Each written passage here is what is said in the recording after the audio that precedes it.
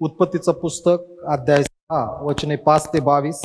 नव्या करारामधून इब्री लोकासपत्र अध्याय 11 वचने 1 ते 7. नव्या करारामधून इब्री लोकासपत्र अध्याय 11 वचने 1 ते 7 या दोन्ही शास्त्रपाठाकडे यावेळेस आपण लक्ष देऊयात. जुन्या करारामधून उत्पत्तीचं पुस्तक याचा 6वा अध्याय 5 ते 22 ही गोष्ट वाचून पाहूया. पृथ्वीवर मानवांची दुष्टाई फार आहे. त्याच्या मनातील येणारे विचारांच्या सर्व कल्पना केवळ एकसारख्या वाईट असतात असे परमेश्वराने पाहिले.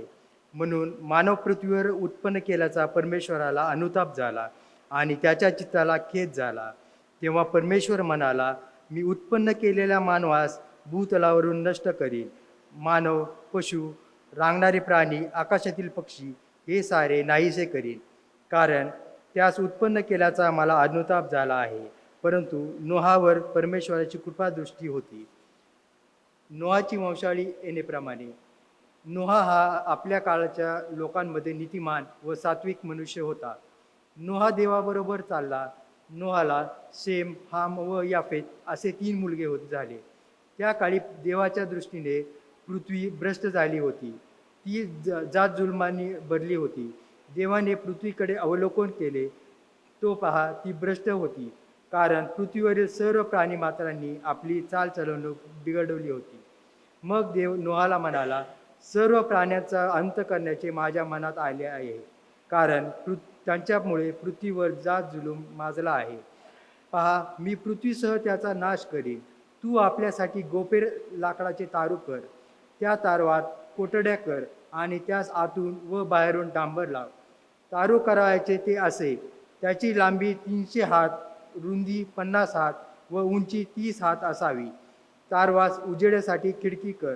तिचा माथा वरपासून 1 हात असेल अशी ती कर. तारवाच्या एका बाजूस दार ठेव. त्याला खालच्या बाजूस खालचा दुसरा व तिसरा असे मजले कर.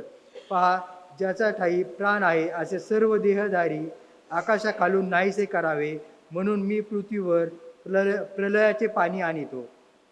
पृथ्वीवर जे काही आहे ते नष्ट होईल. तरी तुझशी मी आपला करार स्थापित करीतो. तू आपले मुलगे, आपली स्त्री व आपल्या सुना यास घेऊन तारवात जा. सर्व प्राण्यांच्या प्रत्येक जातीतून नर व मादी अशी 2-2 जिवंत राखण्यासाठी आपल्याबरोबर तारवात ने. पक्ष्यांच्या प्रत्येक जातीतून, पशूंच्या प्रत्येक जातीतून आणि पृथ्वीवरून रांगणाऱ्या प्राण्यांच्या प्रत्येक जातीतून 2-2 प्राणरक्षणार्थ तुझ्याकडे येतील. खाण्यात येतील ते सर्व प्रकारचे अन्न आपल्यापाशी आणून त्याचा साठा कर. ते तुला व त्यांना खावयास मिळेल. नोहाने तसे केले. देवाने त्याला ते जे काही सांगितले ते त्याने केले. याचा 11वा अध्याय आणि वचन 1 ते 7. विश्वासाच्या सामर्थ्याची उदाहरणे. विश्वास हा आशा धरलेल्या गोष्टीविषयींचा भरोसा आणि न दिसणाऱ्या गोष्टीबद्दलची खात्री आहे. विश्वासाच्या बाबतीत पूर्वजांविषयी साक्ष देण्यात आली होती. विश्वासाने आपल्याला कळते की देवाच्या शब्दाने विश्वाची रचना झाली, अशी की जे दिसते ते दृश्य वस्तूपासून झाले नाही. विश्वासाने हबेलाने कायनापेक्षा अधिक चांगला यज्ञ देवाला केला, जेणेकरून तो नीतिमान आहे अशी त्याच्याविषयी साक्ष देण्यात आली. ती साक्ष देवाने दानाच्या वेळी दिली आणि तो मेला असूनही त्या विश्वासाच्या द्वारे अद्यापि बोलत आहे. हनोखाला मरणाचा अनुभव येऊ नये म्हणून त्याला विश्वासाने लोकांतरी नेण्यात आले आणि तो सापडला नाही, कारण त्याला देवाने लोकांतरी नेले.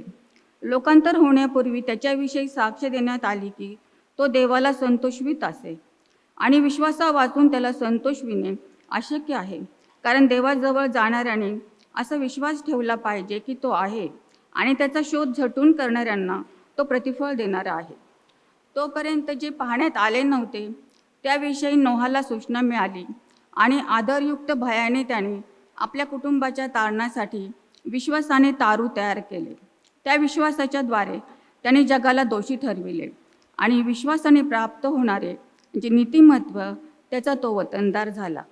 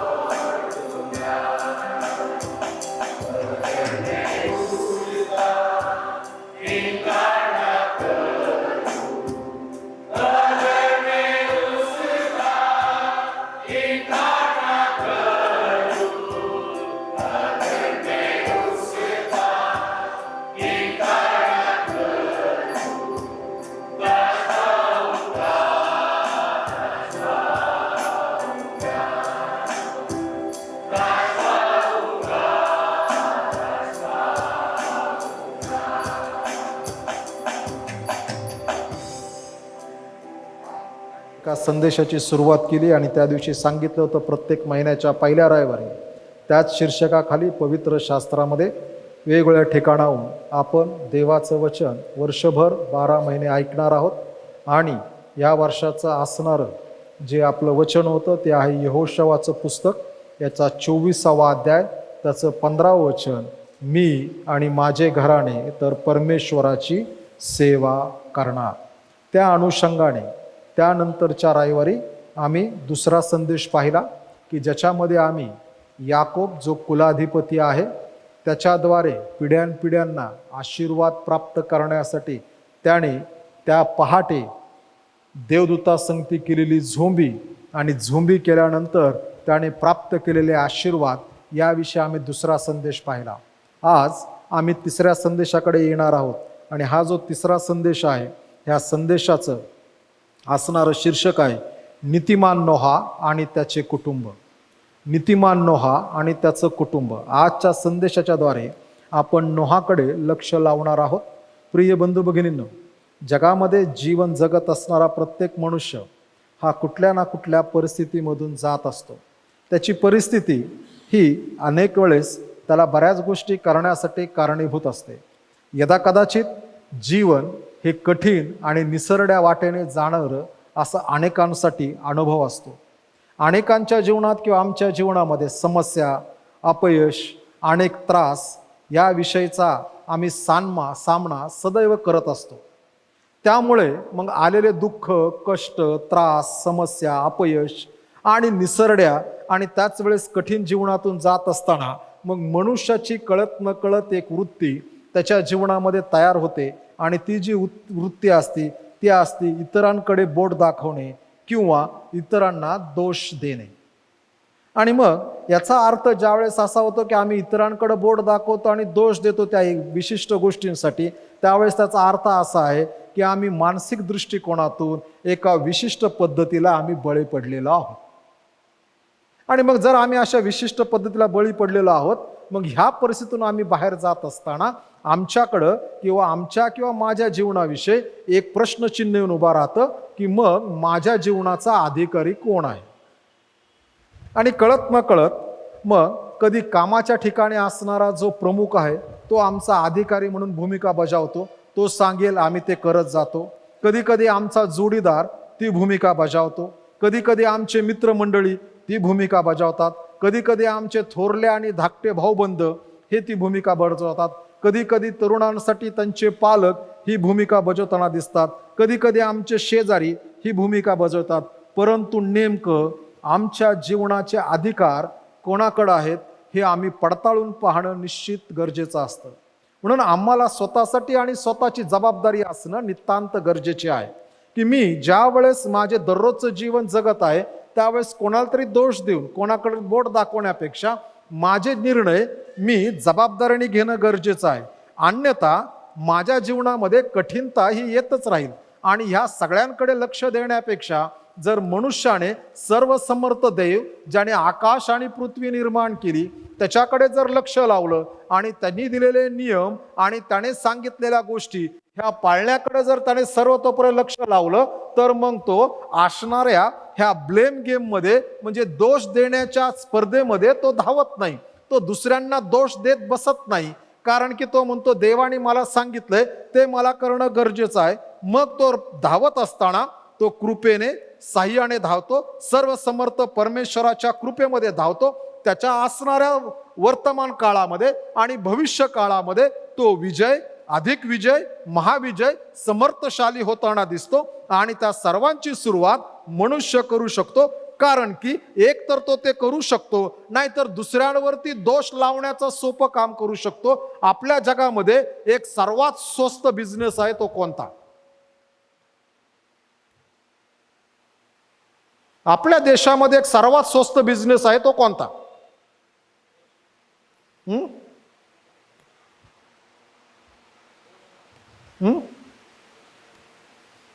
कसला? दोष लावणे। अरे आपल्या देशामध्ये सगळ्यात स्वस्त बिझनेस आहे ना, एखाद्या माणसाचं खच्चीकरण करणे, त्याच्याविषयी अफवा पसरवणे, त्याच्यावरती गोष्टी लावणे, त्याला तो त्यात नसेल तरी त्याच्यावरती करणं हा सगळ्यात सोपा बिझनेस आपल्या देशामध्ये चालतो. कुणीतरी एक असणारा एक्सेप्ट गोट किंवा कुणीतरी एक बळीचा बकरा माणसं शोधत असतात, त्याच्यावर ते टाकत राहतात. हे कधी करतो मनुष्य?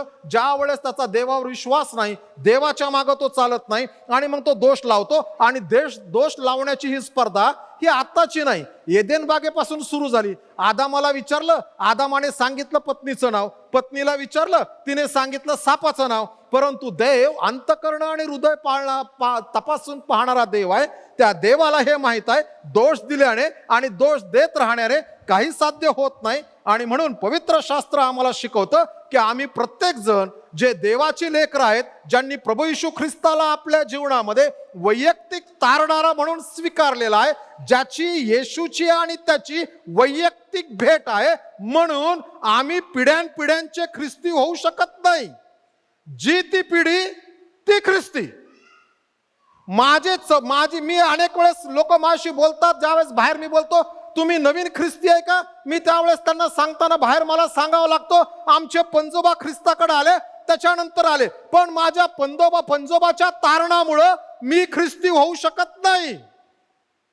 माझं स्वतःच वैयक्तिक देवासंगती असणारं नातं, आणि ज्या दिवशी मी प्रभू येशू ख्रिस्ताला माझ्या जीवनामध्ये वैयक्तिक तारणारा म्हणून स्वीकार केलेला आहे, त्यामुळं माझंच आहे. माझ्यामुळं माझी लेकरं देखील नावापुरते नामधारी ख्रिस्ती होतील, परंतु ते खरे ख्रिस्ती होणार नाहीत. आणि म्हणून प्रिय बंधू भगिनींनो, आमचे पूर्वज ख्रिस्ताकडे आलेले आहेत, त्या पूर्वजांचा अभिमान बाळगण्याची आम्हाला काही गरज नाही. पूर्वजांनी त्यांच्यावर ठेवलेल्या विश्वासासाठी देव त्यांना त्याचं प्रतिफळ भरभरून देणार आहे. परंतु मी स्वतः वैयक्तिक गेलं पाहिजे, ख्रिस्ताचा स्वीकार केला पाहिजे. आणि म्हणून आम्ही ज्यावेळेस पाहतो त्यावेळेस आम्ही प्रत्येक जण जे तारण पावलेले आहेत, जे देवाचं मूल आहे, ज्यांना योहान 1:12 जीवनामध्ये प्रत्यक्षामध्ये आलेला आहे, ज्याचा अनुभव घेतलेला आहे, देवासंगती चालण्याचं ज्यांचं मनोदय आहे, देवासंगती त्यांचं रोजचं नातं आहे, देव त्यांच्या संगती त्यांच्यावरती काम करत राहतो, असे प्रत्येक जण आहेत. Each person is born with purpose. प्रत्येक मनुष्य जो देवाचा आहे तो एका उद्देशाने देवाने त्याला ह्या जगात पाठवलेला आहे. We are on purpose, we are not purposeless people. आम्ही दृष्टीहीन दृष्टांतहीन लोक नाही, तर आम्हाला उद्देशाने एका दृष्टिकोनातून देवाने आम्हाला पाठवलेला आहे. आणि प्रिय बंधू भगिनींनो, तो दृष्टांत, ती दृष्टिकोन आम्हाला माहित पाहिजे. म्हणून इफिस्कारास पत्र याचा 2 अध्याय 11 वचनामध्ये देव म्हणतो, तुम्ही देवाचे मास्टरपीस आहात. देवाने तुम्हाला वेळ घेऊन निर्माण केलेला आहे. आणि त्याचप्रमाणे हजारो वर्षापूर्वी एका माणसाला देवाने जगात पाठवलं, त्याचं नाव होतं नोहा. आणि त्या नोहाकडे आम्ही आल्यानंतर त्यावेळेस देव नेहमी पृथ्वीकडे लक्ष लावतो, कारण की हे त्यांनी बनवलेले. जगामध्ये क्वचितच मनुष्य असा असेल त्यांनी एखाद्या गोष्टीची निर्मिती केली आणि ती निर्मिती केल्यानंतर तो त्याकडे दुर्लक्ष करत असेल, तो त्याकडे पाहतच राहतो, लक्ष देतच राहतो, गोष्टी त्याच्यावरती नीट करतच राहतो, त्याला अधिक चांगलं करण्याचा प्रयत्न तो करतच राहतो. आणि म्हणून प्रिय बंधू भगिनी, देव देखील पृथ्वीकडे लक्ष लावून होता, पृथ्वीकडे पाहत होता. नोहाच्या काळामध्ये देवाने ज्यावेळेस पाहिलं, त्यावेळेस पाहिल्यानंतर देवाने नोहाच्या काळातल्या जगाचं देवाने सर्वतोपरी अवलोकन केलं, त्याची तपासणी केली. देव सांगोपांगी गोष्टीवरती विश्वास ठेवत नाही. सांगोपांगी गोष्टीवरती. बाळ चर्चमध्ये आहे का? जर चर्चमध्ये असेल तर थोडं शांत करा. कुठं होतो?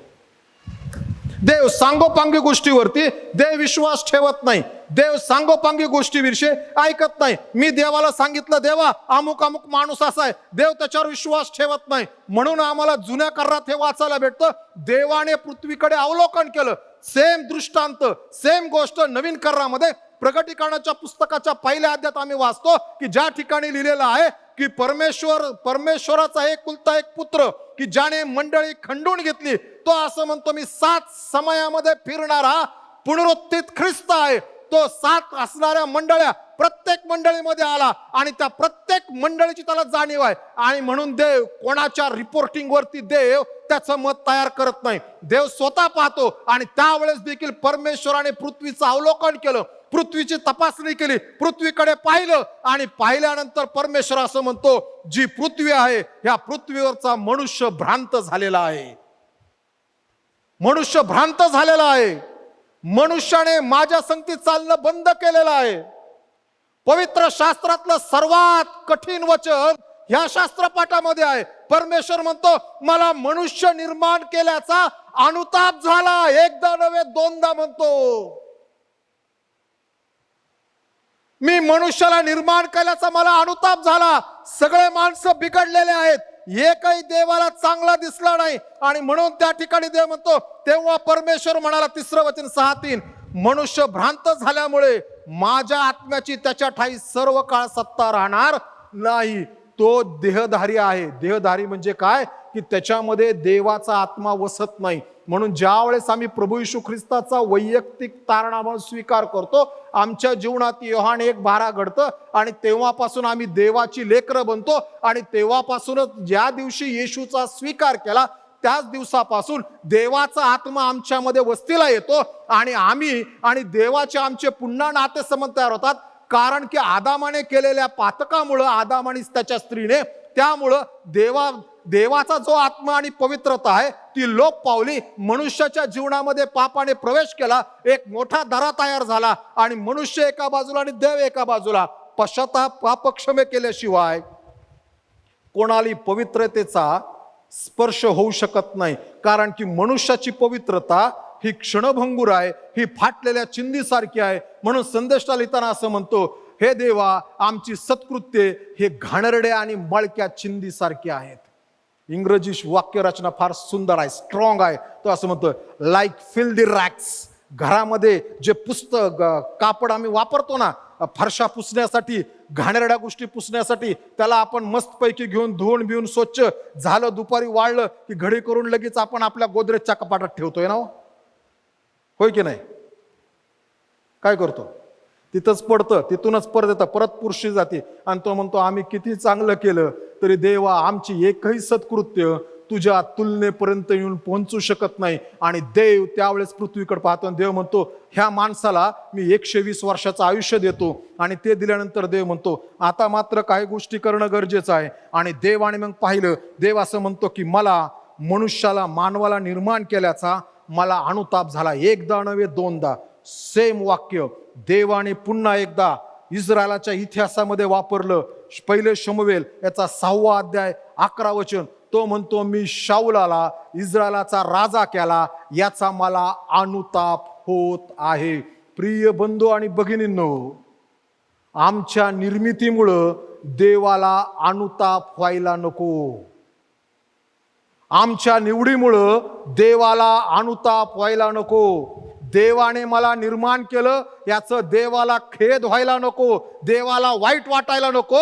म्हणून आम्ही त्या दृष्टिकोनातून जीवन जगायला पाहिजे. आणि मग देव म्हणाला की हे काय बरोबर नाही, माणसं सगळी बिघडलीत. आणि म्हणून तो म्हणतो की मनुष्य एकदम बिघडून गेलेला आहे. हे माणसाकडे त्या काळी पुढे आल्यानंतर तो असं म्हणतो, 5व्या वचनामध्ये आल्यानंतर तो म्हणतो, का देव नोहाला निवडतो? तो म्हणतो, कारण पृथ्वीवर माणसाची दुष्टाई फार आहे, त्याच्या मनात येणाऱ्या विचारांच्या सर्व कल्पना केवळ एकसारख्या वाईट आहेत. माणसाने त्या काळात विचार करायला सुरुवात केली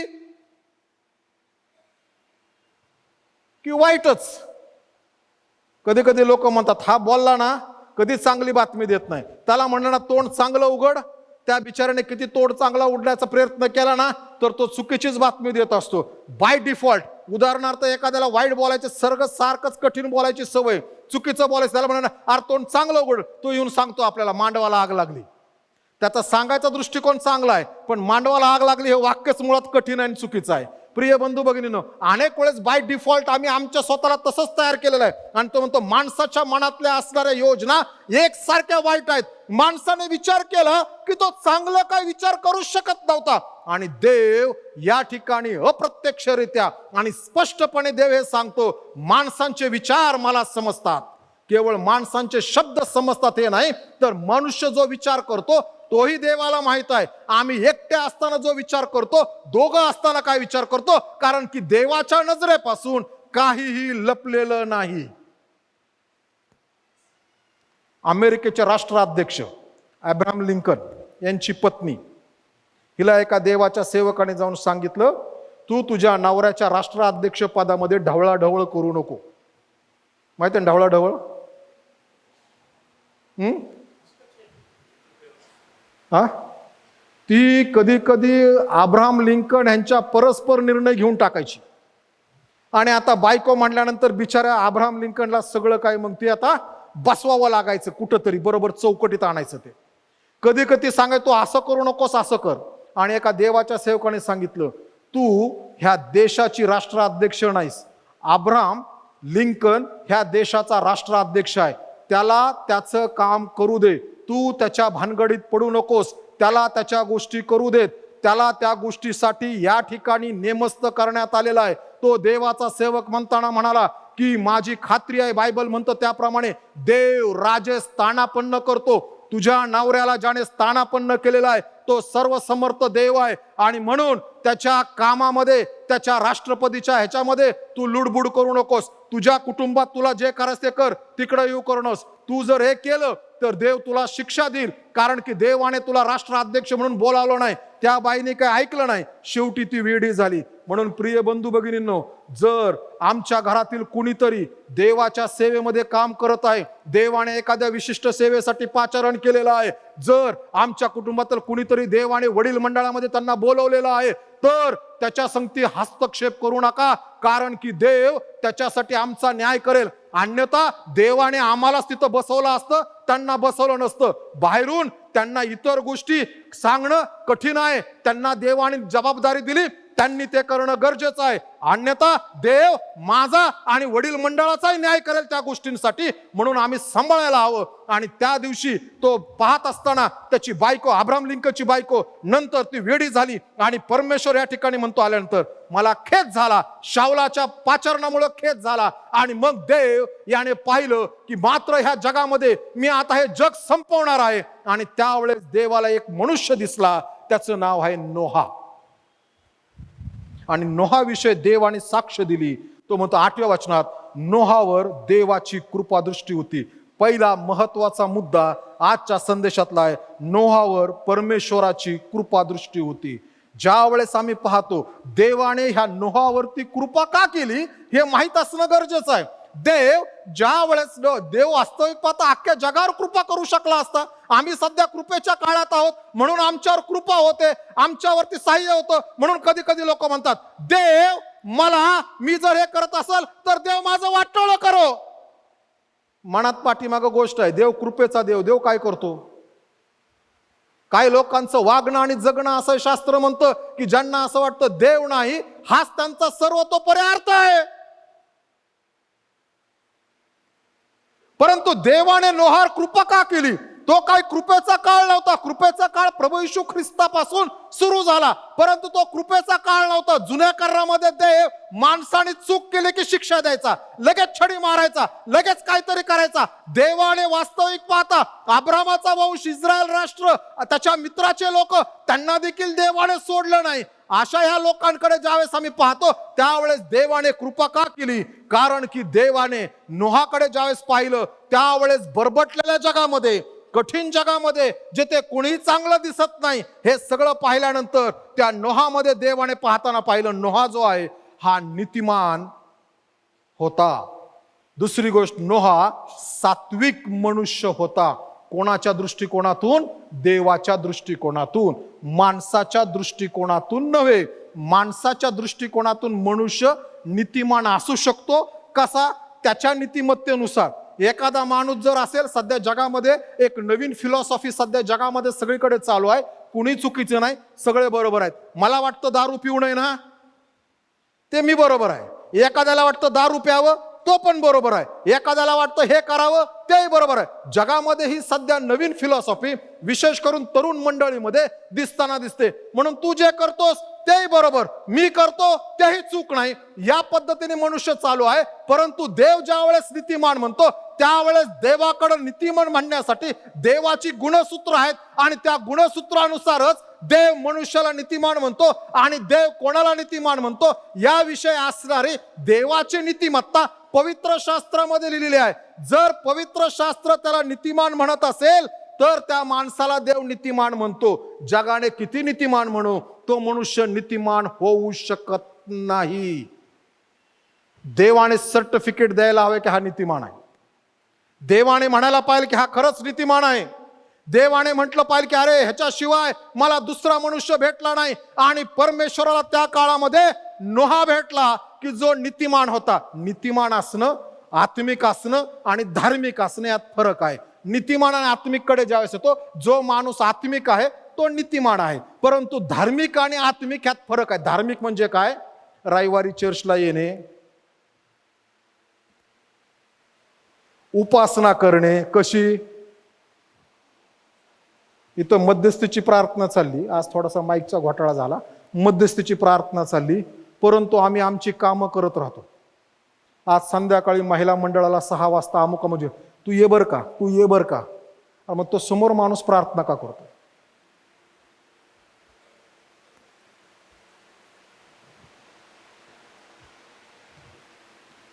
मी चर्चला तर आलोय, सुटाबुटात आलोय, कपडे घालून आलोय, चांगले आलोय, परंतु मी इथं बसलोय पण माझं डोकं चाललंय, अरे आता किती वेळ चालणार हे, आता किती वेळ होणार आहे, कधी संपणार आहे, आता कसं होणार, आता काय होणार, आता कसं चाललेलं आहे. म्हणजे मी इथं बसलोय ध्याने, माझं मन फिरतंय जगभर, माझं मन फिरतंय अशा ठिकाणी. प्रिय बंधू आणि भगिनींनो, आम्ही ज्या वेळेस देवाच्या भक्तीला येतो, आत्मिक आमची उपासना कधी आहे? ज्या वेळेस आम्ही आत्म्याने आणि खरेपणाने उपासना करतो. आम्ही कितीही सर्व गोष्टी नीट करून उपासना केली, टेक्निकली काहीतरी बिघाड होऊ शकतो, होऊ शकतो ना. काही नाही झालं, लाईट जाऊ शकते, परंतु आत्म्यातून देवाला ज्या वेळेस आम्ही उपासना सादर करतो त्यावेळेस देवाकडे ती जाऊन पोहोचती. कारण शास्त्र आम्हाला शिकवतं, योहान कृष शुभवर्तमानामध्ये देव आत्मा आहे आणि त्याच्या उपासकांनी त्याची उपासना आत्म्याने आणि खरेपणाने करणं गरजेचं आहे. देवाच्या उपासनेला येत असताना देवाच्या नियम मध्ये, देवाच्या पद्धतीमध्ये, देवाच्या पॅटर्न मध्ये येणं गरजेचं आहे आणि ते फार महत्वपूर्ण आहे. आम्ही कसंही येऊन करू शकत नाही आणि कधीही करू शकत नाही. आणि म्हणून देव उपासना जी आहे ना, ही देवाचा अपॉइंटेड टाइम आहे. जुन्या करारामध्ये परमेश्वराने इस्रायल लोकांना काही सण सांगितले, हा सण पाळा, तो सण पाळा, तो सण पाळा. त्याच्यापैकी देवाने एक सांगितलं होतं, शाब्बात दिवस पवित्रपणे पाळ, तू त्या दिवशी आठवण ठेव. आणि तो असं म्हणतो, कारण की मी तुला लावून दिलेला आहे. त्याच्यानंतर मंडळीची स्थापना झाली आणि मंडळीची स्थापना झाल्यानंतर पवित्र आत्म्याचं आगमन झाल्यानंतर मग ही जी मंडळी आहे, या मंडळीला देवाच्या कृपेने शाब्बात चेंज इंटू लॉर्ड्स डे. आम्ही लॉर्ड्स डे म्हणजे प्रभूच्या दिवशी आलो आणि प्रभूच्या दिवशीच्या उपासनेसाठी देखील देवाकडनं आमची तीच अपेक्षा आहे की ही माझी अपॉइंटेड डे आहे, या दिवशी आम्ही उपासनेला यायला पाहिजे.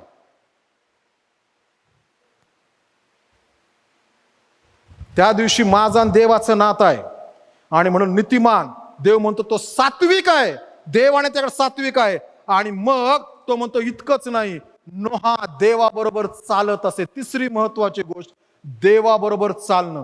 जगामध्ये काही लोक देवाबरोबर चालली, चालताना पडली, पुन्हा देवाने उभा केलं. मागं मी उदाहरण सांगितलं, पेत्र 3-3.5 वर्ष चालला. ज्या वेळेस त्याला येशूला धरून आणलं त्यावेळेस 3दा नाकारलं. त्याने 3दा नाकारल्यामुळे देवाने त्या येशूने त्याला पुनरुत्थित झाल्यानंतर 3दा प्रश्न विचारला. आम्ही जितक्या वेळेस देवाला नाकारू तितक्या वेळेस देव आम्हाला प्रश्न विचारणार हे निश्चित आहे. मी जर 4दा नाकारलं तर देव 4दा म्हणेल, करतोस का खरीच प्रीती? एक सुंदर वाक्य आहे आणि ते वाक्य हे आहे, रविवारच्या दिवशी आम्ही देवाचे आहोत आणि आठवडाभर आम्ही जगाचे आहोत.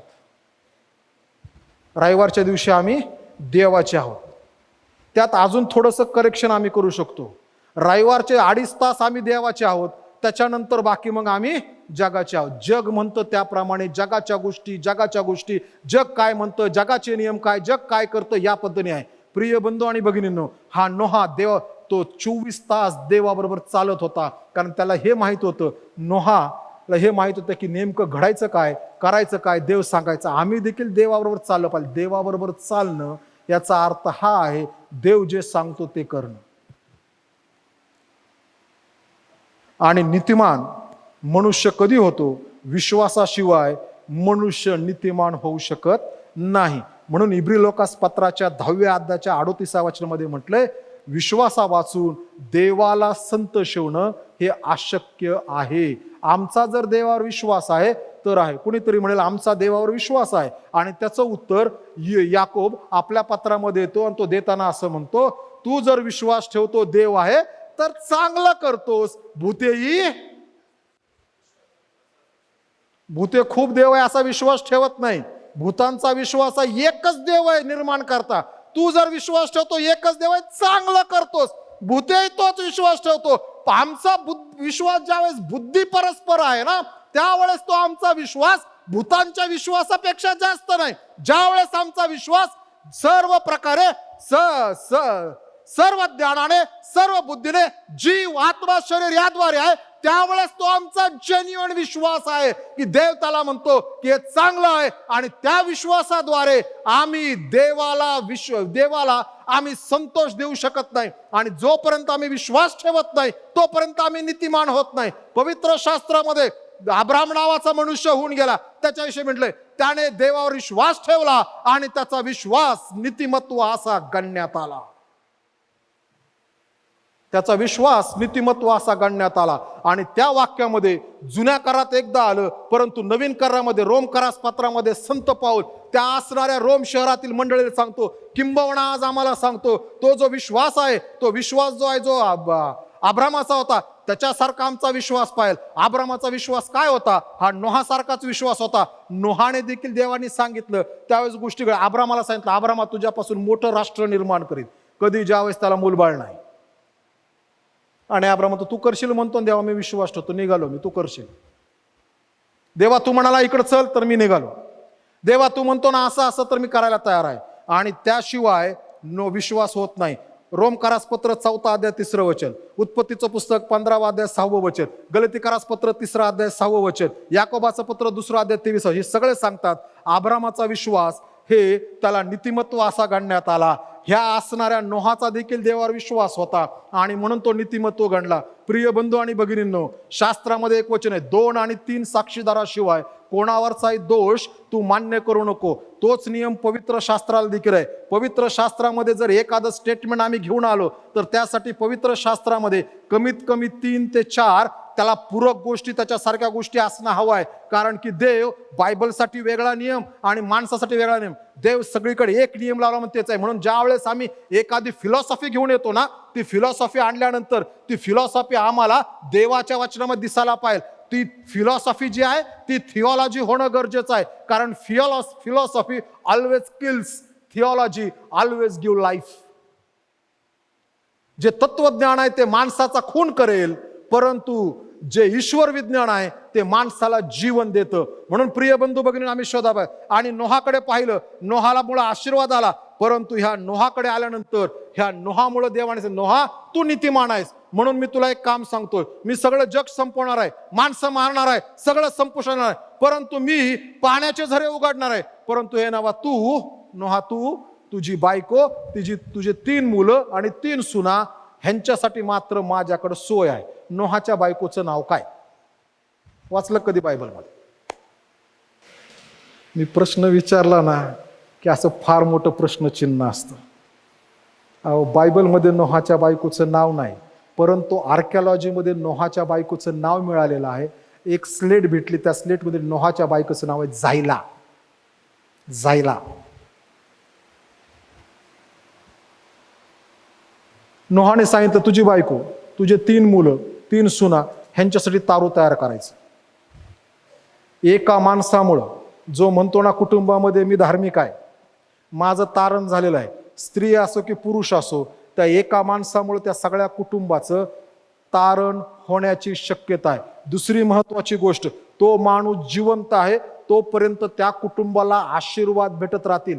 ज्या माणसामुळे आशीर्वाद तारण पडलं, तो जर मेला तर त्यानंतर त्या कुटुंबाची फार दुर्दशा होऊ शकते.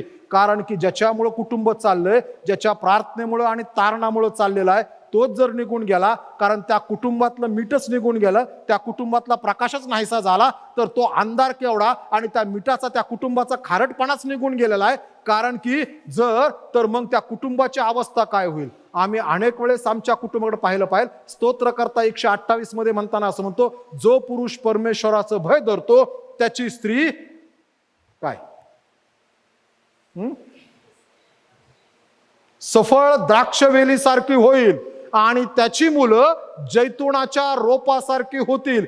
एका माणसाने देवावर विश्वास ठेवला, देवाने त्याला नीतिमान म्हटलं, त्याच्यामुळं त्याने नोहाची पत्नी आणि नोहाच्या लेकरांना देवाने वाचवलं. वास्तविक पाहता देवाने फक्त नोहालाच वाचवायला पाहिलं होतं. देव म्हणतो नाही, नोहा तुझ्या संगती तुझी पत्नी वाचायला पाहिजे, कारण ती तुझ्या हाडातलं हाड आणि मांसातलं मांस आहे. कुठल्या बाजूची फासळी काढली?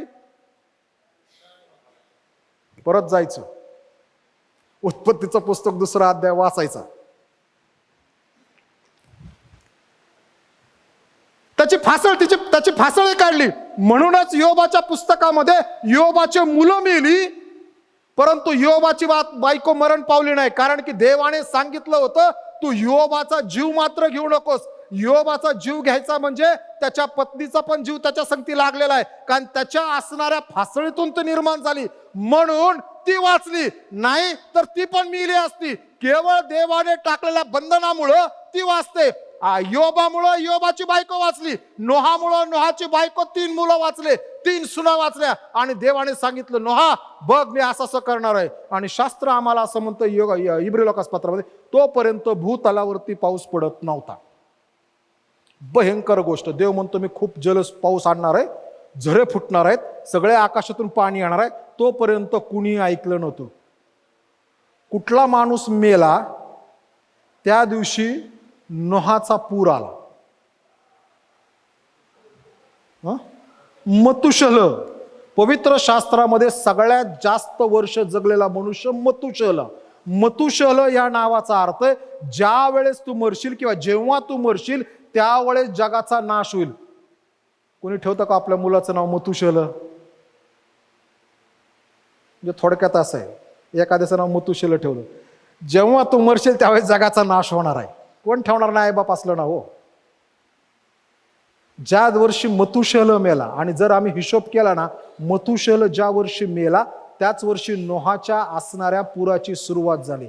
मोठा अभ्यास आहे, कधीतरी बायबल स्टडी शिकवेल, कारण सगळं अख्खा तक्ताच मांडावा लागतोय. परंतु ते तसंच आहे.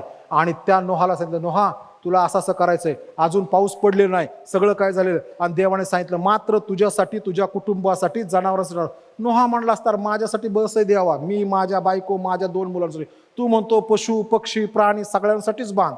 देव ज्या वेळेस आम्हाला जबाबदारी देतो त्यावेळेस देव आम्हाला स्वकेंद्रित करत नाही. देवाने ज्यावेळेस आम्हाला पाचारण केलेलं आहे त्यावेळेस आम्ही केवळ आमच्यासाठी जीवन जगू शकत नाही.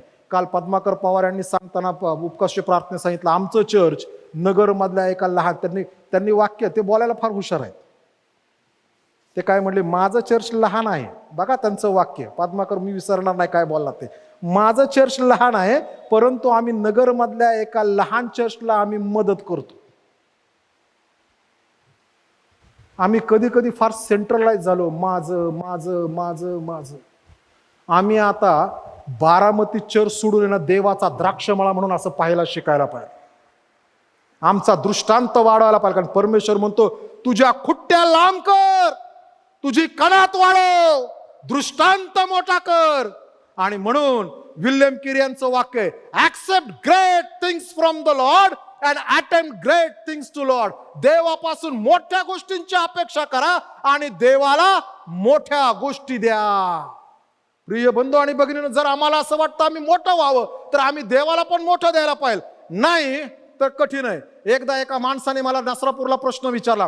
तो म्हणाला, पाळक साहेब शेअर मार्केटमध्ये मी पैसे गुंतवतो पण मला काय फायदा होत नाही. म्हणलं किती गुंतवतो? तो म्हणला मी 10,000 गुंतवलेत पाळक साहेब. अरे 10,000ला तुला तेवढाच प्रॉफिट येणार. तू 10,000 गुंतवतो आणि तुझ्या अपेक्षा तुला 10 लाख भेटावे नाही. जेवढे आम्ही बिझनेसमध्ये पैसे टाकू तेवढाच प्रॉफिट आम्हाला, जेवढे आम्ही कष्ट करू तेवढंच आम्हाला उत्पन्न. शेतकरी मनुष्य ज्यावेळेस स्वतःहून शेतामध्ये कष्ट करेल तेवढंच त्याचं उत्पन्न जास्त येईल. त्याप्रमाणे आम्ही आमचे दृष्टांत असे प्रसारित करायला शिकायला पाहिजे. कारण की प्रभू येशू ख्रिस्तामध्ये आम्ही सगळे भाऊ आणि बहिणी आहोत. कारण की ज्या वेळेस आफ्रिका खंडामध्ये कोणाला त्रास होतो त्यावेळेस बारामतीतली मंडळी प्रार्थना करते. एक वेळ होता काही वर्षापूर्वी, आजपासून 30 वर्षापूर्वी मंडळांमध्ये नेहमी प्रार्थना होत असे आणि प्रार्थना ही होती, हे देवा रशियामध्ये असणारं कम्युनिझम तू उलटून टाक आणि मंडळ्या दर रविवारी प्रार्थना. आमचं काय घेणं देणं होतं, पण आमची वेदना ही होती, आम्ही ख्रिस्ताच्या शरीराचे अवयव आहोत. आणि त्याने सांगितलं नोहाला, पण नोहा तू एकटा जगू शकत नाहीत, तुझ्या संगती सगळं घ्यायचंय, सगळं काय करायचंय. तोपर्यंत पाऊस पडला नव्हता. आणि नोहाने दुसरी गोष्ट केली. दुसरा महत्वाचा मुद्दा आहे, नोहाने देवाने सांगितलं त्याप्रमाणे तारूत बांधायला सुरुवात केली. की ज्या वेळेस कुठलाही विश्वास ठेवायला जागा नव्हती.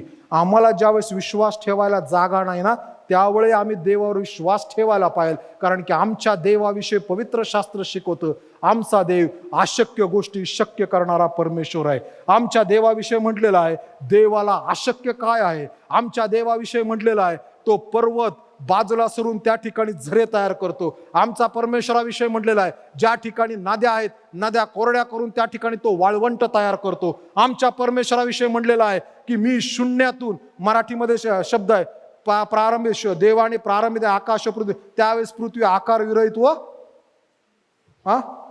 शून्य होती. जो ग्रीक इब्री शब्द आहे ना, त्या इब्री शब्दाला शून्यामध्ये बसवता येत नाही. पण आपल्याकडे शून्याशिवाय दुसरं मिनिमम नाही.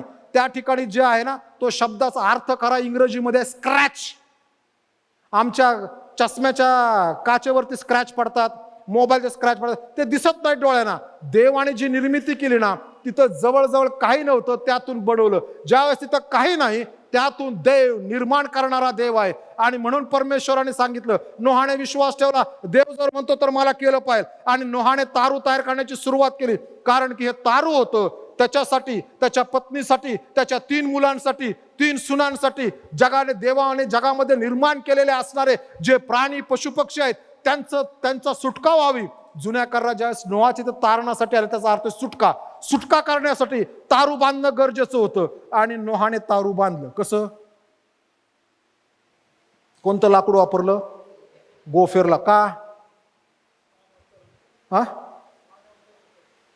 पाण्यावर तरंगत. अजून का गोफेर लाकूड वापरलं? का गोफेर लाकूड निवडलं त्यांनी? का हो? देवाचे लोक हो, वाचलेलं शास्त्र पडले. देवाने सांगितलं गोफेर लाकडाचं तारू तयार कर. देवाने सांगितलं गोफेर लाकडाचं तयार कर, म्हणून त्यांनी गोफेर लाकूड वापरलं. देवाने मोशेला सांगितलं, मोशे बाबळीच्या लाकडापासून कर्राचा कोश तयार कर. आणि म्हणून मोशेने कर्राचा कोश तयार करत असताना बाबळीच्या लाकडापासून तयार केला. त्यांनी दुसरं लाकूड घेतलं नाही. देवाने सांगितलं गोफेर लाकूड वापर. त्यानंतर त्यांनी सांगितलं, देवाने सांगितलं त्याची लांबी एवढी, त्याची रुंदी एवढी, त्यांची उंची एवढी, असं तयार कर. आणि ह्या नोहाने एक्झॅक्टली सेम देवाने दिलेल्या मोजमापाप्रमाणे नोहाने तारू बनवायला सुरुवात केली. आणि नोहाने तसंच तारू बनवलं. निर्गमाच्या पुस्तकामध्ये आल्यानंतर देखील देवाने मोशेला सिनाय पर्वतावरती निवास मंडप दाखवला. आणि निवास मंडप दाखवल्यानंतर परमेश्वर म्हणाला, मोशे तुला अशाच प्रकारचा निवास मंडप बांधायचा आहे. त्याची उंची, त्याची लांबी, त्याची रुंदी अशी असावी, त्याचे असे कंपार्टमेंट असावे, त्याच्यामध्ये एवढ्या वस्तू ठेवलेल्या असतात. वस्तू इथं ठेवायची, हे घडायला पाहिजे, पडदा असा असायला पाहिजे. आला ना गुड फ्रायडे ईस्टर. आम्ही फार आनंदाने म्हणतो की येशू मरण पावला आणि त्या दिवशी पडदा फाटला. नेमका पडदा फाटला म्हणजे आम्ही सहज म्हणतो, देवाने आम्हाला डायरेक्ट यायला परवानगी दिली. देवाकडे डायरेक्ट कोणी जाऊ शकत नाही प्रभू येशू ख्रिस्ताशिवाय. परंतु पडदा का फाटला हे गुड फ्रायडेला सांगतो इथंच यावर्षी.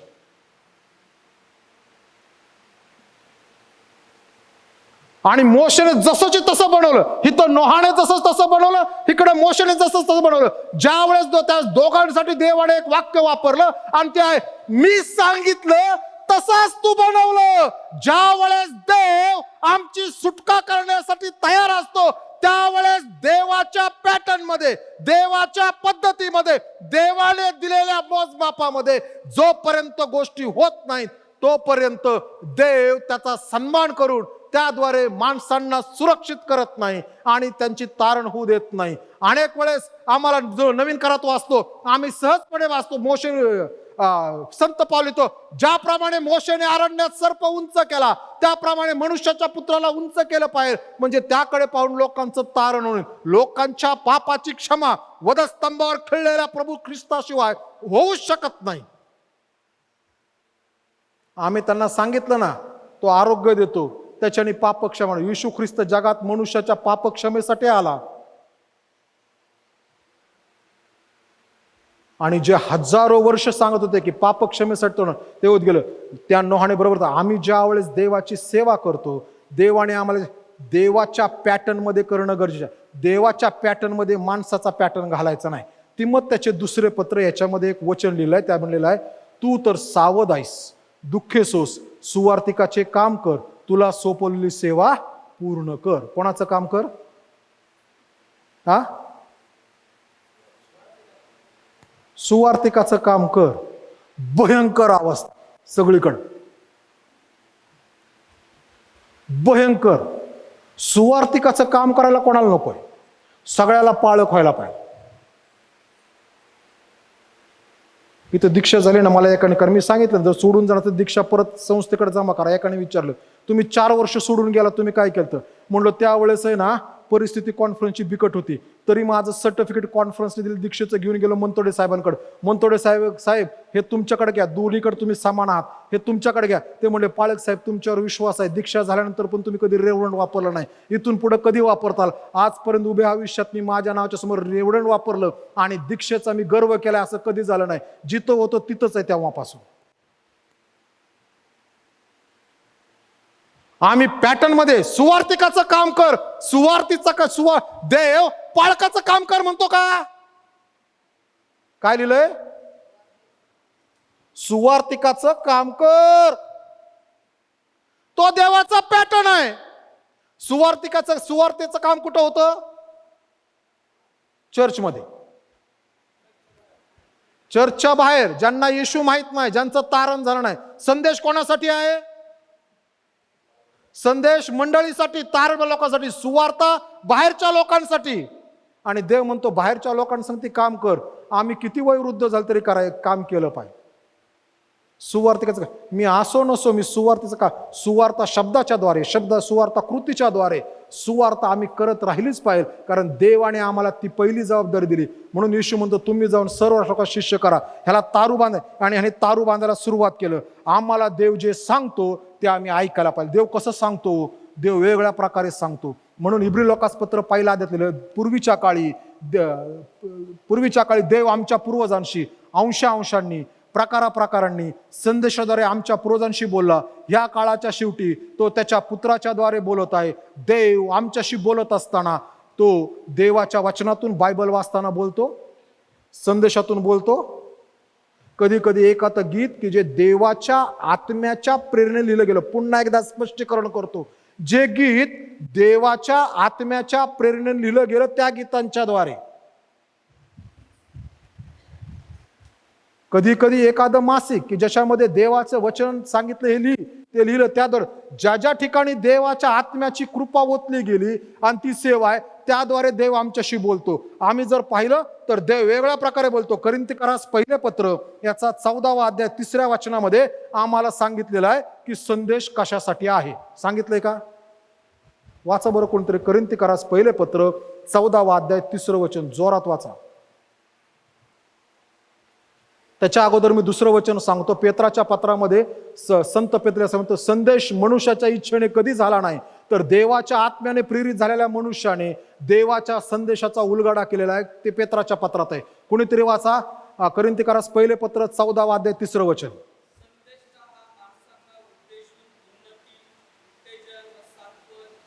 तीन गोष्टी. संदेश कशासाठी बोलतो? देवाचं वचन कशासाठी आहे? पहिला शब्द सर उन्नती, दुसरा उत्तेजन, तिसरं देवाचं वचन यासाठीच आहे की त्यासाठी देवाने आम्हाला दिलेलं आहे आणि ते संदेश त्यासाठीच येतो. देवाचं वचन जर आम्ही देवाचं वचन वाचलंच नाही तर आम्हाला कुठून सांत्वन भेटेल, कुठून उत्तेजन भेटेल? मग आम्ही आमच्या मनाचंच उत्तेजन प्राप्त करतो. उठ, सकाळ झाली, उठ, सकाळ झाली.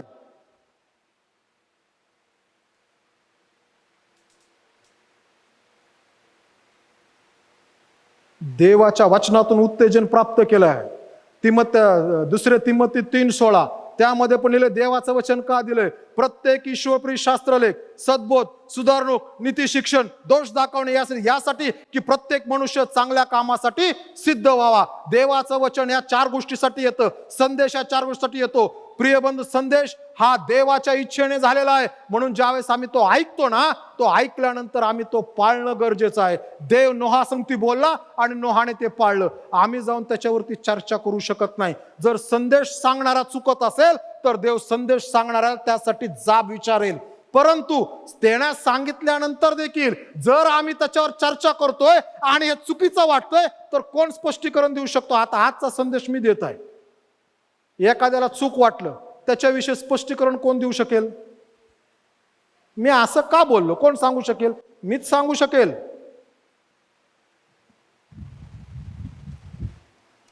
देवाने त्याला सांगितलं, त्याने त्याची आज्ञा पाळली आणि आज्ञा पाळल्यामुळं काय झालं?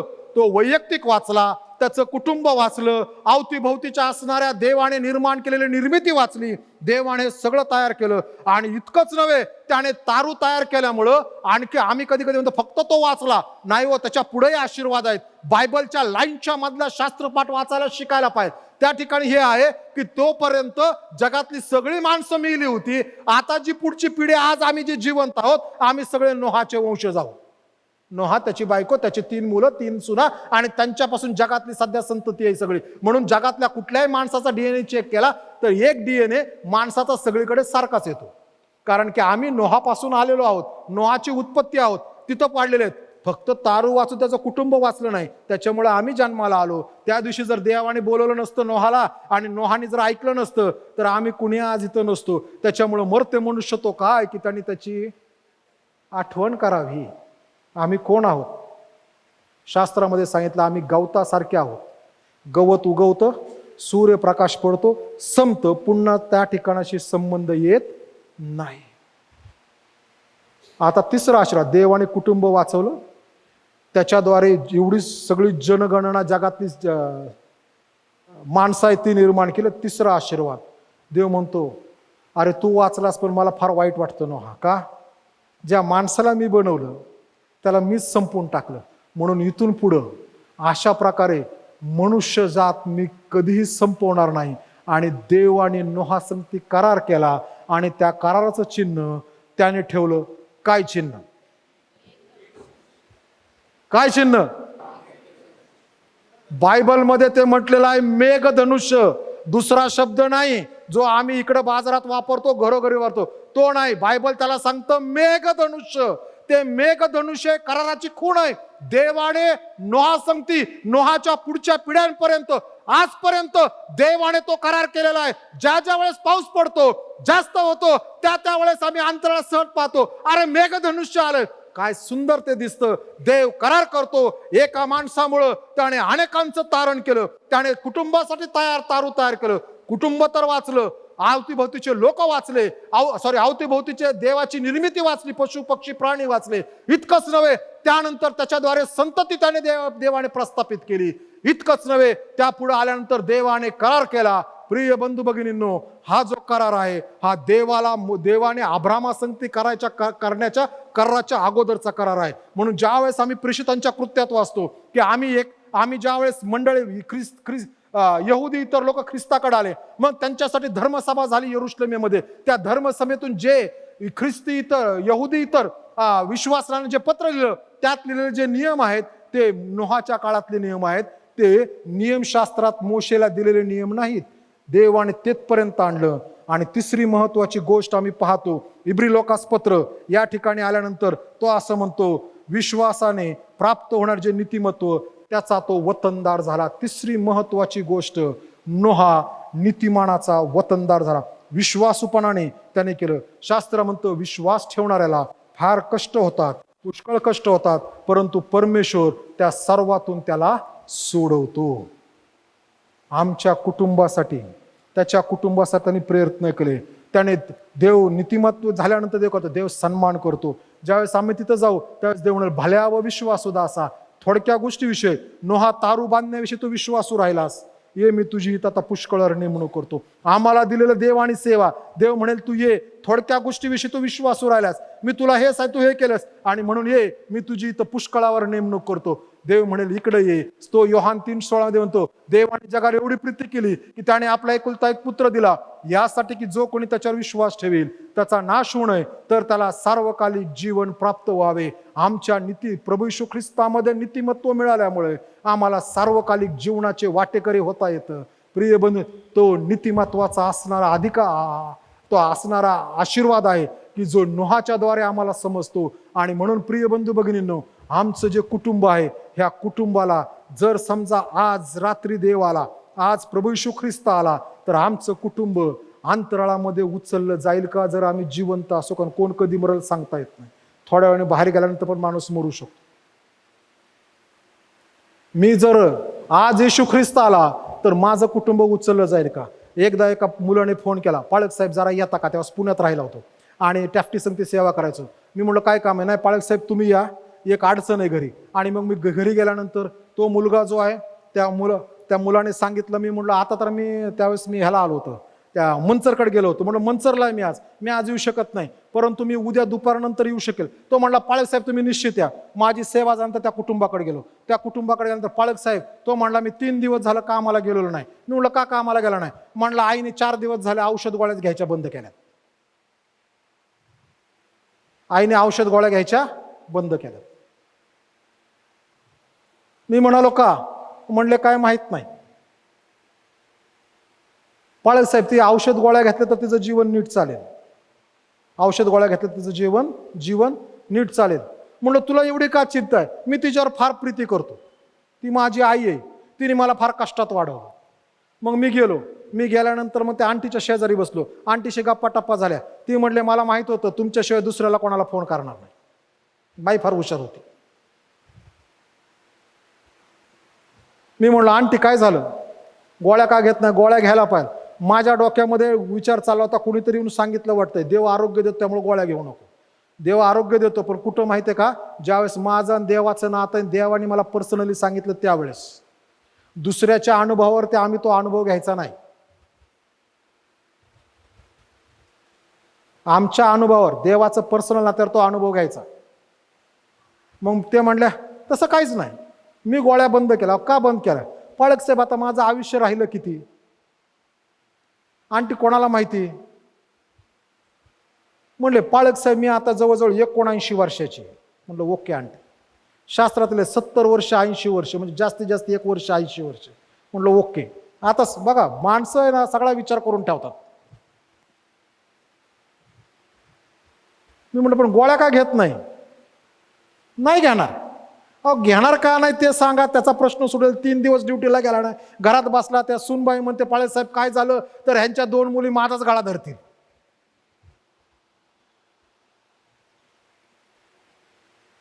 कुटुंबातला सगळ्यात भयंकर माणूस कोण? गळा धरणारे कोणी असतं. ती बाई बिचारी ती सांगत राहिली. मी म्हणलं आंटी का घेत नाही? तुम्ही त्याला बोलवा आणि तिला पण बोलवा. म्हणलं बोलवतो. दोघांना बोलवलं. समोर बसलो बेडरूम मध्ये. ते दोघं बिचारे उभा राहिले, मी खुर्चीत बसून बोलतोय. म्हणले पाळक साहेब जोपर्यंत माझा मुलगा रोज शास्त्र वाचणार नाही, प्रार्थना करणार नाही, रविवारी चर्चला वेळेवर येणार नाही, देवाचं अर्पण देवाला देणार नाही, तोपर्यंत मी औषध गोळ्या घेणार नाही. मी म्हणालो आंटी का असं? पाळक साहेब त्याला विचारा, त्याने ह्याच्या अगोदर कधी बायबल उघडलंय? मी म्हणलो बायबल आण रे बाबा. तो बायबल शोधायला लागला, त्याचं बायबल कुठे? अहो मी म्हणालो आंटी जोपर्यंत हा घेत नाही ना, करत नाही हे, तोपर्यंत गोळ्याच घेऊ नका. तुम्ही मेलात तरी चालेल, आमच्या कुटुंबासाठी आम्ही मेलो तरी चालेल, परंतु आमचं कुटुंब स्वर्गात जायला हवं आणि त्या तारणासाठी आम्ही प्रयत्न करायला हवेत.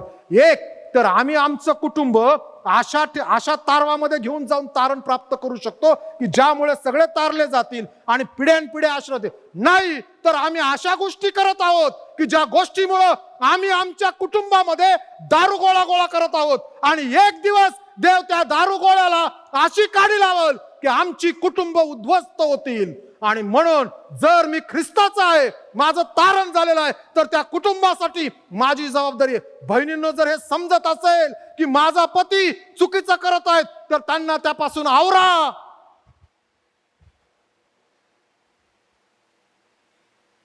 समजतं हो, समजतं. कसं समजत नाही, समजतं. ती अबिगेल आहे पवित्र शास्त्रामध्ये. दाविदाने सांगितलं, मी माझे लोक आले, थोडं धान्य पाठवतो. आपलं कापणी सॉरी काय म्हणतो आपण, कापणी चालू होती आणि कापणी तो ते थोडं पाठव. आणि तो म्हणला, कोण दावीद? मी त्याला ओळखत नाही. दाविदाला राग आला. दावीद म्हणला, आज जाऊन ह्याला बघतोस. काय त्याचं नाव? नाबाल. बघा, नाव पण भयंकर आहे, नावासारखाच आहे माणूस. नाबाल शब्दाचा अर्थ आहे मूर्ख, तशासारखाच आहे. कोण दावीद? त्याच्या बायकोला अबिगेलला कोणतरी सांगितलं, दाविदाने माणसं पाठवली होती. दावीद नाही तर आता जरा आला तर काही राहणार नाही. तिने पटकन घरामध्ये भाकरी बनवल्या, भाजी तयार केली, गाढवावर लादलं, ती प्रवास करत गेली. मध्ये दाविदाला गाठलं आणि दाविदाच्या समोर नमन करून म्हणाली, दाविदा, हे मी तुझ्यासाठी आणलेलं आहे. तो म्हणला, नाही, त्या नाबालाचा कुठं ऐकतोस तो? त्याच्या नावासारखाच तो मूर्ख आहे. मी इतक्या वर्षी त्या संगती संसार करते. थोडक्यात तिला ते म्हणायचंय. पण तो देवाने दिलाय ना, त्यामुळे संसार करणं गरजेचं आहे. आणि ती अबिगेल मध्ये उभा राहिली म्हणून त्या दिवशी नाबाल आणि त्याचं कुटुंब वाचलं. बहिणींनो, जर आपल्या कुटुंबातल्या माणसामुळं आमच्या कुटुंबाच्या तारणासाठी आम्ही काही नसेल तरी चालेल, कपल झालं तरी चालेल, आम्हाला कोणी ओळखलं नाही तरी चालेल, पण सर्वांच्या एका देवाने म्हटलं, अरे very good to us, very good to us. एक तर आम्ही लोकांना देवाच्या जवळ आणू शकतो किंवा देवापासून दूर घेऊन जाऊ शकतो. नोहाने आपलं कुटुंब देवाच्या जवळ आणलं. पवित्र शास्त्रामध्ये ज्यावेळेस 12 जण गेले ना, त्यामध्ये 2 हे विश्वास झाले. 2 कालेब यहोशू, कालेब आणि यहोशू विश्वास झाले. बाकीचे 10 जणांचं काय झालं? त्यांनी 6 लाख कुटुंबांना देवापासून विरवलं. देवाचा दृष्टांत, देवाची योजना, देवाचं मार्गदर्शन, अब्राहम, इसाक, याकोब आणि पिढ्यांना दिलेलं वचन की मी तुम्हाला वचनबद्ध देश देणार आहे, ज्या देशामध्ये दुधाचे प्रवाह आहे, ज्या देशामध्ये तुम्हाला डाळी पण खायला भेटतील. पवित्र शास्त्रामध्ये डाळिंबाचा उल्लेख आहे. तेच डाळिंब आम्हाला असणाऱ्या याजकाच्या वस्त्रावरती पण दिसतं. तेच डाळिंब आम्हाला पाहायला भेटतं शर्मनाने मागल्या मंदिरामध्ये पण. आणि ह्या 10 लोकांनी सांगितलं, नाही, देवावर विश्वास ठेवू नका. लोकांना बदललं. 7 लाख कुटुंब बदलले गेले 10 लोकांच्या असणाऱ्या गोष्टीमुळं. परंतु 2 जण विश्वास राहिले. देव त्या दोघांना तिथे घेऊन गेला. देवाची कृपा प्राप्त झाली, देवाचं साह्य प्राप्त झालं, देवाचं मार्गदर्शन दोघांना. पण ह्या 10 लोकांचं काय झालं? काय झालं? नाश पावला म्हणजे काय झालं? भूमी उघडली. ते आणि त्यांचं कुटुंब तयार केलं. आमच्या कुटुंबासाठी घरामध्ये दारूगोळा जमा करू नका. त्यानंतर नवीनकरणामध्ये जुळली प्रेषितांची कृती आहे 5 हनन्या आणि सफीरा. ह्यांनी काय वाईट विचार केला असं मला ह्यांचं पात्र काय म्हणून माहिती का? त्या काळात जो तो आपली बंधुत्व विकायचा आणि आपण प्रेषितांच्या चरणांजवळ पैसे द्यायचे. त्यामुळे त्यावेळेच्या असणाऱ्या मंडळीसाठी जेवण करत जायचं, ज्या जमिनी विकून पैसे आले त्याच्या, आणि त्यातून ते केलं जायचं. आणि ते केलं जात असताना ह्या दोघांना चला आता आपण पण आपली जमीन विकू. जमीन विकत तोपर्यंत बरोबर होतं. पैसे घरात आल्यानंतर असं वाटतं आणि थोडं काळासाठी ठेवायला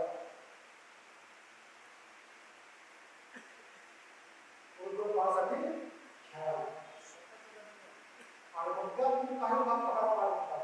आणि मग हनन्या सगळं घडवलं. असंच म्हणायचं, एवढ्यालाच विकली. पवित्र आत्म्याच्या विरुद्ध लवाडी काढण्याचं धाडस कसं केलंस?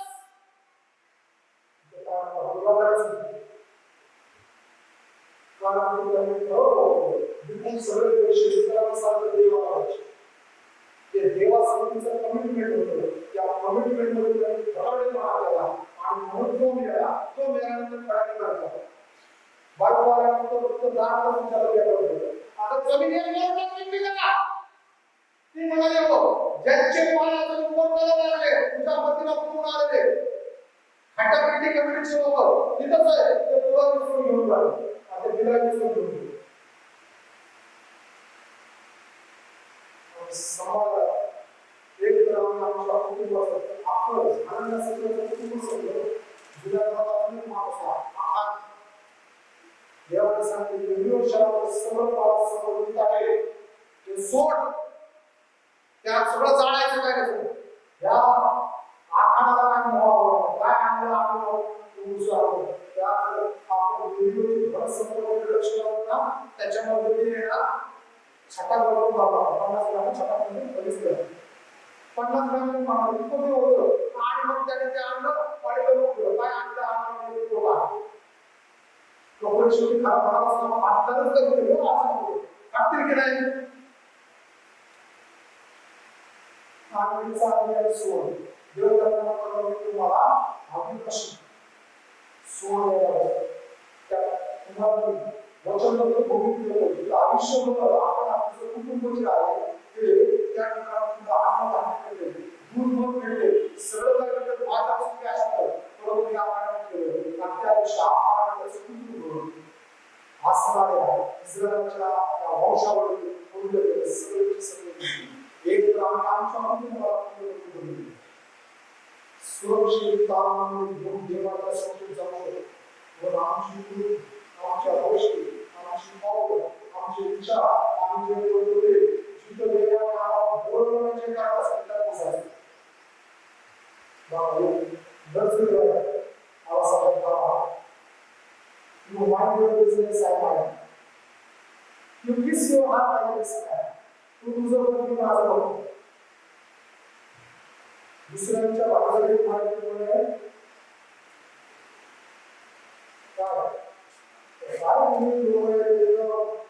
सज्जन एकदम चांगला विचार करणारे म्हणून तुम्हाला माहिती आहे मला काय सांगायचं म्हणून माहिती आहे दुसऱ्याच्या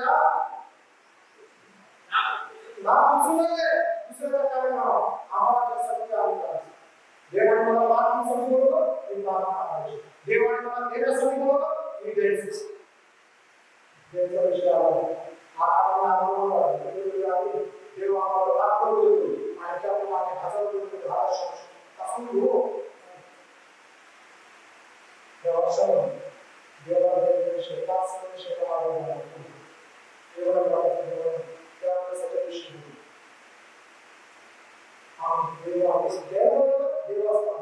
संदेश द्यायला सांगितलं आणि संत म्हणजे संदेश शिक्षण दुसरी तुझ्यावर संदेश झालेला आहे त्याचा अभ्यास कर तुझ्या साध्य करतील संदेश देण्याने यासाठी द्यायचा आहे की लोकांचं तारण व्हावं लोकांना उत्तेजन प्राप्त व्हावं लोकांना साध्य मिळेल संदेश देणाऱ्याने लोकांना आवडेल काळाची काळ जुळावी पावलाच्या भाषेत ती म्हणतात त्या आपल्या काळाची खात जिरावी पण खूप संदेशाची गर्दी करते काळाची लोकांची खात जिरावी लोकांना नुसतं वाटावं लोकांना चांगलं वाटावं म्हणून देवाचं वचन नाही चांगलं व्हावं चांगला माणूस द्यावा उत्तेजन मिळावं प्रेरणा मिळावी देवाचा पुष्पात दिसावा देवाच्या जवळ वाढावं देवाचे नाम प्रस्थापित करावं नातं घट्ट करावं देवासाठी चालावं म्हणून देवाचं वचन आहे ते आम्ही केलं पाहिजे ज्यांना आरोग्याचं काम दिलं त्यांनी ती सेवा केली पाहिजे ज्यांना सुवासिक अनुभव आलाय त्यांनी सुवासिक केलं जगाला सगळ्यात चांगली सुरुवात केली डॉक्टर दिला किती लोक म्हटले साहेब कुठं सुवासिक लावता त्यांना किती लोकांना आढळून डॉक्टर दिले किती लोकांनी त्यांना धर्म शिकवली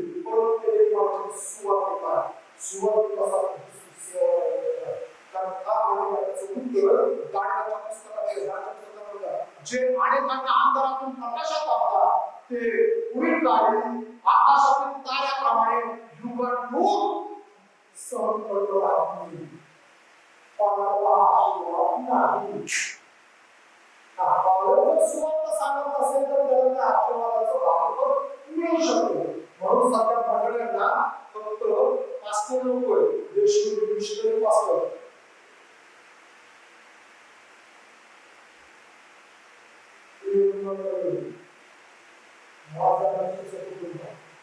आम्ही आमच्या पवित्राचं देवाने सांगितलेल्या दृष्टीनुसार संरक्षण करणार आहोत. तर आम्ही देवाच्या विरुद्ध गोष्टी करू.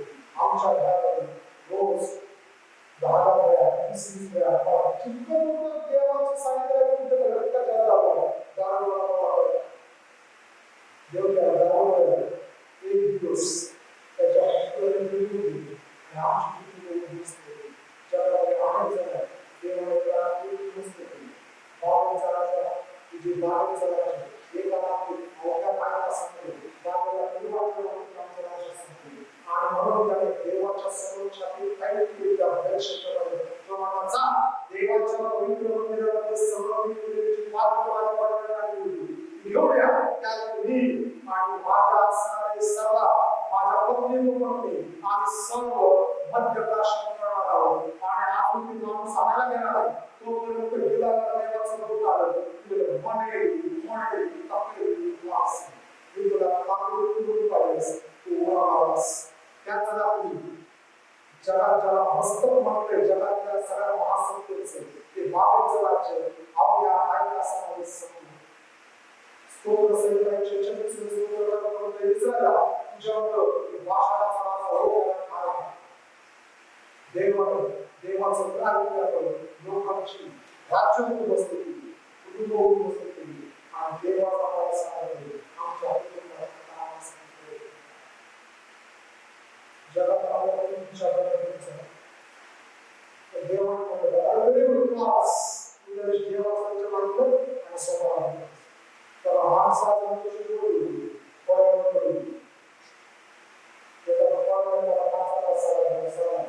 ज्या केवळ लोक माणसाविषयी बोलतात तू गेलो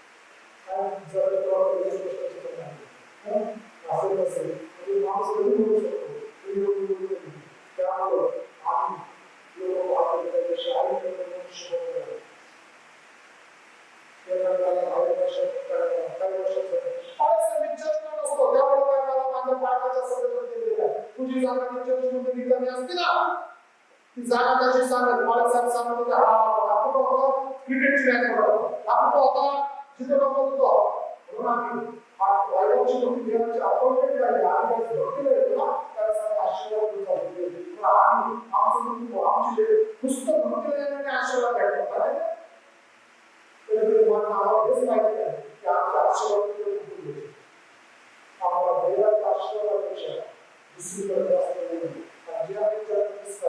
सर्व नाशमंत आहे परंतु देवाचा आशीर्वाद सर्वाधिक आहे यामुळे देवाचं वचन आहे त्या वचनाच्या समोर पवित्र उपासना समिती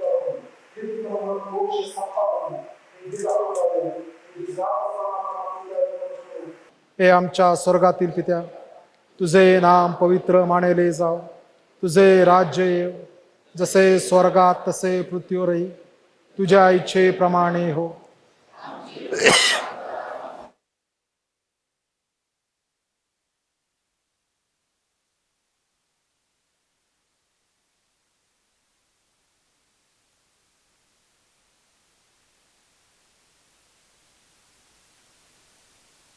आमेन. आता शांतीने जा आणि सुखाने राहा म्हणजे देव जो बाप याची प्रीती तारणाऱ्या प्रभू येशू ख्रिस्ताच्या कृपा आणि प्रेमळ पवित्र आत्म्याची समक्षता आम्हातील प्रत्येकाबरोबर देवाच्या सर्व लेकरांबरोबर आता आणि येशूचे दुसरेने होईपर्यंत असो. आमेन. चूक